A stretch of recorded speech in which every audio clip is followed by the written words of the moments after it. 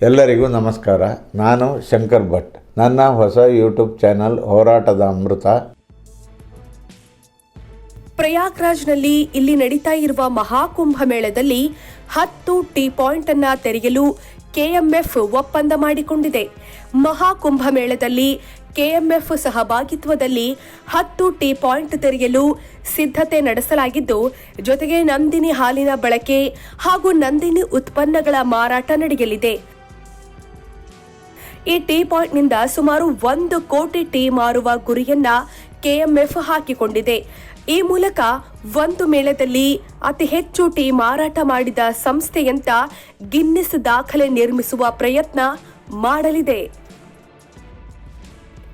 ಉತ್ತರ ಪ್ರದೇಶದ ಪ್ರಯಾಗ್ರಾಜ್ನಲ್ಲಿ ಜನವರಿ 13ರಿಂದ ಪ್ರಾರಂಭವಾಗಿರುವ ಮಹಾಕುಂಭ ಮೇಳ 44 ದಿನಗಳ ಕಾಲ ನಡೆಯಲಿದ್ದು, ಈ ಮೇಳದಲ್ಲಿ ನಂದಿನಿ ಹಾಲಿನ ಮೂಲಕ ಖ್ಯಾತಿ ಪಡೆದಿರುವ ಕೆಎಂಎಫ್ ತನ್ನ ಕೈ ಚಳಕ ತೋರಿಸಲಿದೆ.